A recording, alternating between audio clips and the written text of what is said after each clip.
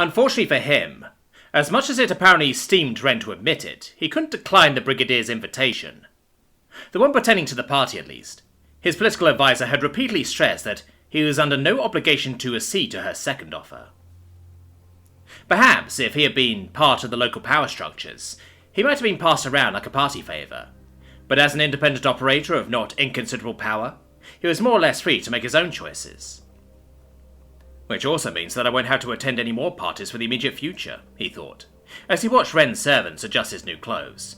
Just this one for the Sect to give face, and whichever one the magistrate invites me to. Which was good. He wasn't built for politicking. He just wanted to build stuff and generally enjoy his newfound autonomy. Perhaps I'll build myself a motorbike after this. Go for a tour around the outskirts of the city. It's been a while since I just relaxed. Certainly his stay in the world thus far had been a far cry from the power fantasy he thought he'd be in for when he arrived. "It is done, master," the elderly woman dressing him said, as she bowed and backed away in perfect sync with her helpers. "I hope it is to your taste." Turning to look at the mirror, he found that despite himself, it was. He looked sharp, no two ways about it. Robes certainly weren't his thing, but Ren's tailor seemed to have sensed that on their first meeting. To that end, the outfit he'd been given was a lot more functional than the initial examples of local formal wear that he'd been shown. It also had a lot more body parts strewn across it, with the thing liberally festooned with furs, skins and scales from the various spirit beasts he'd slain since coming to this world, of which there were many. None were stronger than the initial wolf he'd saved on from, but they weren't exactly weak either. Despite that, the outfit wasn't busy. It was, if anything, almost subdued, with each piece of the patchwork of furs and skins blending seamlessly together. The end effect had him looking like some kind of fur-clad Viking noble. In his humble opinion, he looked much better than the silk-wearing peacocks that he'd seen strutting about the palace 3 days previous. And even he could see the statement his outfit was trying to convey. He wasn't some delicate flower to be sheltered like the other male cultivators of this world. He was a power unto himself, with a number of battles under his belt already. Admittedly, it was a bit irritating that he needed to make that statement to begin with, but that was just how the local power dynamics worked, where cultivators were concerned at least. "How do I look?" he asked, turning to where Ren was watching from. She just continued to stare. "Ren?" She was still staring. "Ren? Is it that good?" the dog woman said suddenly. "It looks good on you." Her bit said, the merchant rapidly turned away. Behind her, Jack chuckled. Well, it's always nice to be appreciated, he thought, as he admired himself in the mirror with new eyes. Turning, he picked up his own addition to his wardrobe, a cane, though it might have been more apt to call the thing a club given its thickness. He'd seen Ren give it the side-eye when he brought it out of subspace, but she said nothing, so it clearly wasn't clashing with the rest of his outfit. Which was good, because he didn't want to leave home without it. While he had a collection of microbots secreted under his clothes, they weren't numerous enough to give him any real protection. Enter Zappy, he thought proudly. Made from the repurposed remnants of one of his suit's gauntlets, the staff was actually a taser, one strong enough to drop a triceratops, which was mostly what had contributed to the increased width and weight of the thing. He might not have been the brightest bulb in the shed, but he liked to think he could learn, and he had no desire to ever feel as defenseless as the magistrate had made him feel ever again.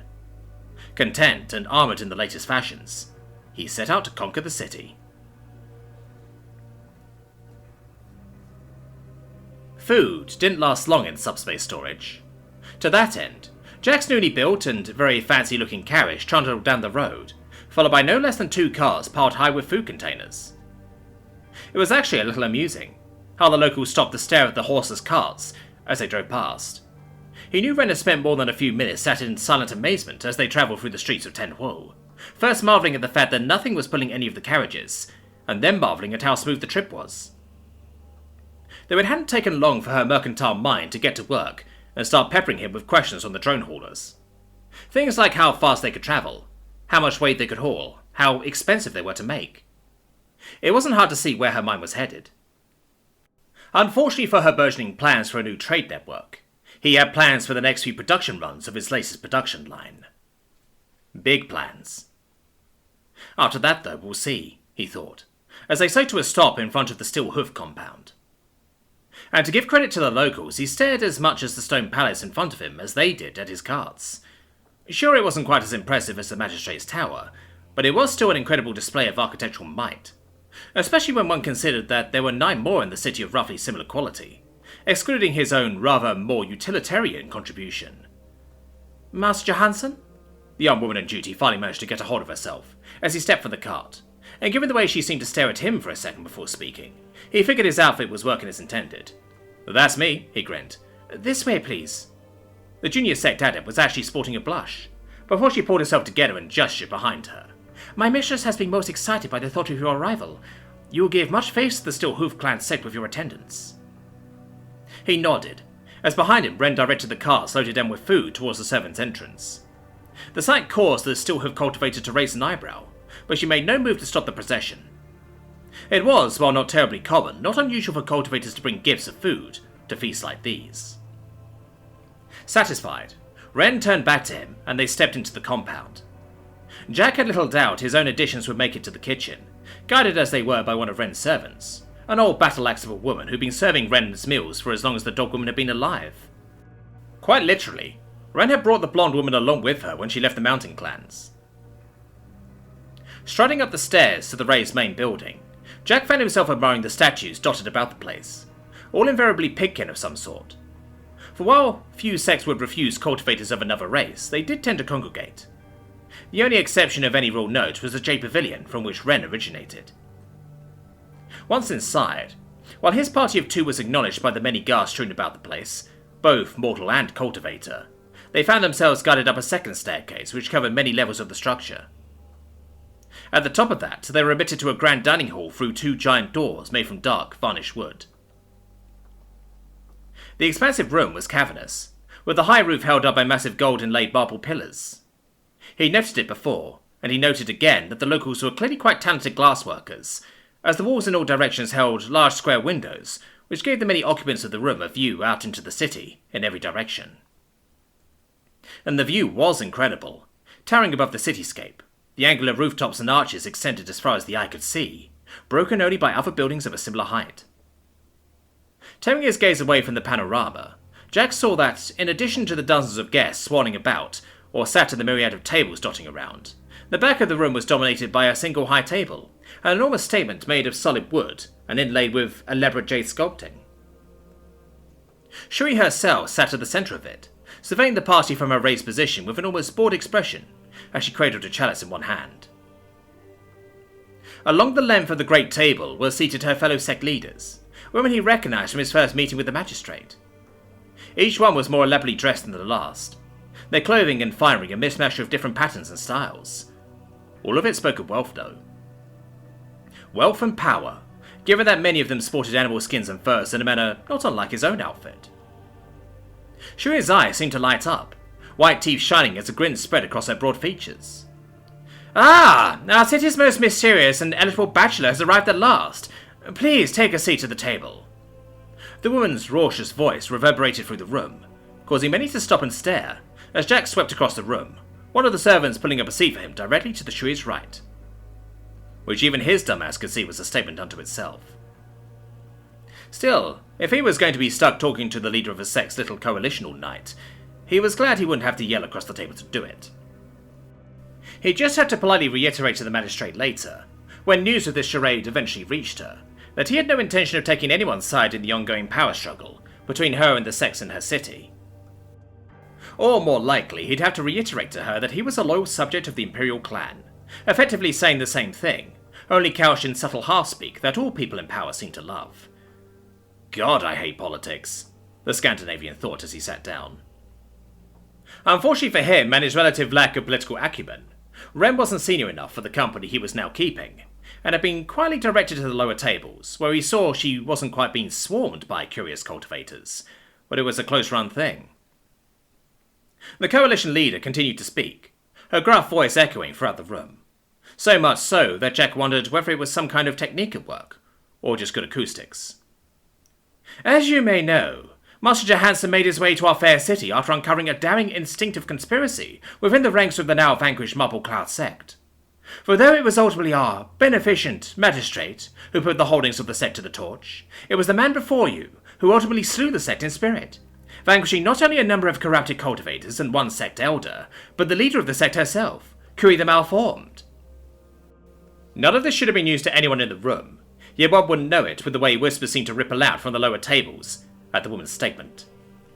And how was this hidden master rewarded for this service? With a burnt-out ruin.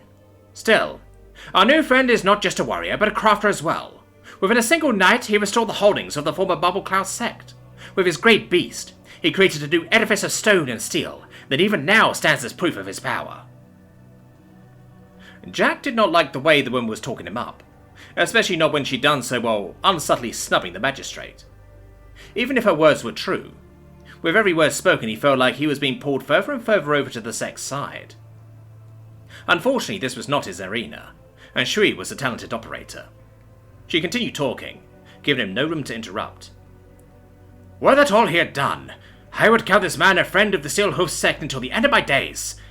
Yet he came to me just this morning with a proposal to better equip our forces in the fight against the instinctive menace. Again, there was another twist of the truth. He had been summoned. Weapons! Tools! The means by which even our city's lowliest defenders might strike a blow for our home. He noted she didn't specifically say what he was giving the sects, and that he wasn't so much giving it to them as exacting a price for his services. Rejoice! For Tenho stands ever stronger. But for tonight, feast! Make merry! For tomorrow we take the fight to the world beyond our walls. That was news to him. Were the local sects going to finally stop sitting on their ass and start cleaning out the beasts overrunning the countryside? He'd had to ask her later and make some adjustments to his own plans, if that really was the case. With her bit said, the woman sat down, and the room once more filled with 100 disparate conversations, as from the sides of the hall an army of servants brought out innumerable platters of food. There were entire roasted carcasses of pigs, chicken and cows, along with vegetables and fish. The sheer quantity of food on display was incredible, if ultimately not too surprising. He had seen how much Arn and Ren could pack away after all. Fortunately for him, that meant his own eating habits didn't stand out unduly. A gene-forged body came with many benefits, but it also required a lot of fuel. Still, the sight reminded him of his own contribution to the proceedings. My thanks, Lady Shui, for your most kind introductions. He spoke a lot more quietly than the woman herself did. His words only travelling as far as the length of the table they were sat at. If it pleases you, I have one more item available for trade this evening. Around the table, he saw eyebrows raise. Huh? Thumbing a device in his pocket, a servant in the livery of the J Pavilion stepped forth from the kitchens, one of Ren's, and strode forth with a significant bowl of steaming stew in her hands. Though, despite the fact that the woman walked with faint confidence, it wasn't hard to see the consternation hidden beneath that facade.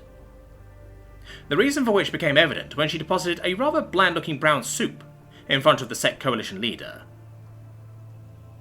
Consternation rippled out from the postures of the women around them, Shui's expression hardening as she regarded the mortal fare in front of her. Is this a joke, Marshal Johansson? The woman finally asked as she looked up at him. It wasn't hard to see why she was offended. He basically just offered her a peasant's dish, a bowl of brown soup filled with vegetables and not even a hint of meat. Jack waited, allowing the tension in the room to build before he smiled. Yes and no. The pig woman deliberately pushed the bowl to the side. Would you care to explain then? For though my allies and I can forgive much, given your honestly foreign nature, even a foreigner would see this insult for what it was. He was interested to note that the woman had clearly figured out he wasn't from around here already. It had taken Ren a few weeks to come to the same conclusion, or perhaps she had always suspected and chose only to act on it once she'd gotten a better handle on him. It had also been illuminating to learn that civilizations beyond the Empire existed. Albeit they were far across the sea, with the Empire only receiving sporadic contact in the form of traders, something Ren attributed to the dangers of sea travel, because of course the sea was filled with monsters, and the fact that the Empire was almost entirely surrounded by bloodthirsty tribes of instinctive cultivators. Ha! Please forgive the childishness of my jest, Jack said, backpedaling even as he was inwardly gratified by the fact that his little prank had everyone's attention. I simply thought that my newest innovation would be better displayed with an example. To that end... He twisted his fingers, and seemingly from nowhere, a servant appeared to place a can into his hands. Specifically, I wanted to point out that the contents of that bowl are the same as the contents of this container. A full meal, fit for a mortal. All the better to keep them marching, fighting and dying in the Empire's glorious name. All around the table, he saw expressions of confusion at his words, but he slowly saw the light dawn in the eyes of Shri, and another woman in green robes that he was reasonably sure was Ren's former boss. Which made sense, he supposed. A career soldier and trader would both see the value in what he was offering. Master Johansson, would I be incorrect in assuming that you've done something to that container to keep the contents free of rot? The green robe woman asked. He grinned, happy to see how quickly they were catching on. You would be correct. For how long? Years. Shui was the first to speak. I want it. It could, well, it would greatly simplify our wartime logistics. Forget that, another woman murmured. It would do much to offset the city's looming food shortage. Rushing it to make it last is all well and good, but one cannot extend how long a harvest will last before it spoils, even with curing and salting. Then we'll be facing disease and rioting, and I for one am not eager to spend my valuable time and energy putting down a civilian rebellion in the midst of the greatest crisis this Empire has ever known, another Sect leader opined, with a put-upon expression. Jack nodded, placing the can down on the table with an audible thunk. That is good, for I will be happy to apply my preservation techniques to the supplies of any Sect that asks, through a small tie for the supplies themselves. That is most generous of you, Master Johansson, the woman in green said slowly. Oh, he wouldn't say it was generosity that made him offer this.